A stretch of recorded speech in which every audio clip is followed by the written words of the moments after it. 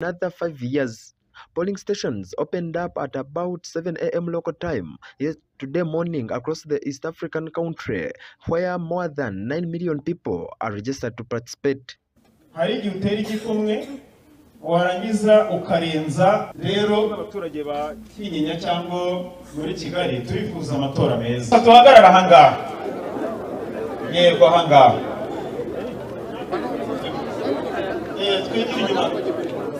President His Excellency Paul Kagame, who has been Rwanda's de facto leader for 3 decades, is almost certain to retain the presidency, facing only 2 challengers after Rwandanese court banned his most prominent critics.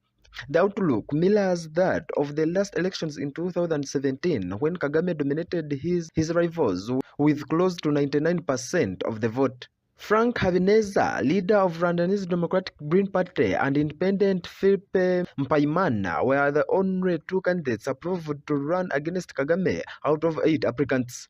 Rwandan courts rejected appeals from prominent opposition figures Bernard Ntaganda and Victory Ingabire to remove previous convictions that effectively disqualified them from the race. The National Electoral Commission also barred high-profile Kagame critic Daniel Rigala, citing issues with her paperwork, the second time she was barred from running.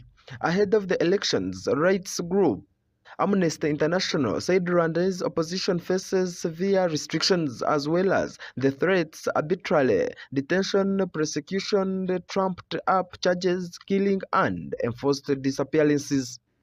With 65% of the country's population aged under 30, Kagame, who is running for the 4th time, is the only leader most Rwandans have ever known.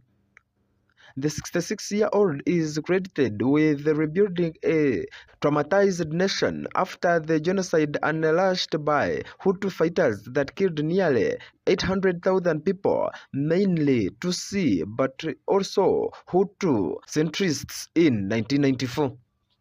But his regime is widely criticized by rights groups as autocratic, stifling the media and political positions with arbitrary detentions, killing, and enforced disappearances.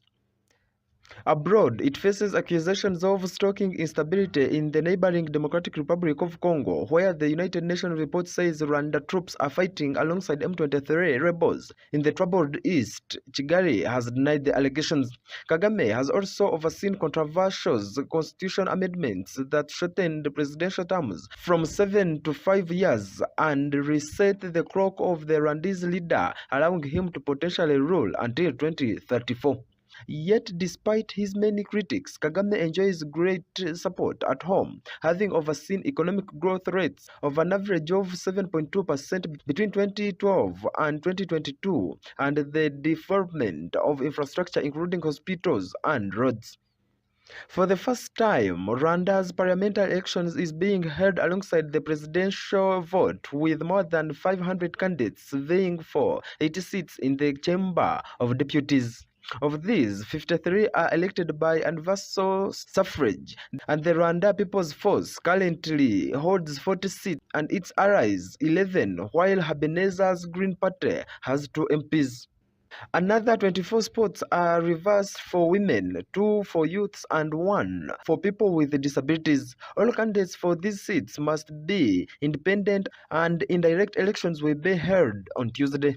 Why I support the Democratic Green Party of Rwanda is so clear, that their manifesto is so clear to Rwandans. Their manifesto talks about promoting social justice. Here we talk about the removal of the transit centers, which has been a very big problem that the Rwandans are facing. So having seen that in their manifesto, this strongly makes me a very big supporter of this party. Gntv at 12. We appreciate your desire for that report, and it is today that the elections are taking place, and it is said that it is today that it is in history that both voting for both presidency and parliament is held on the same date. And the contestants, we have the current president of the Republic of Rwanda, that is His Excellency Paul Kagame, together with Frank Habineza and Philippe Mpaimana. And we hope that by the end of the exercise, the winner shall have been emerged.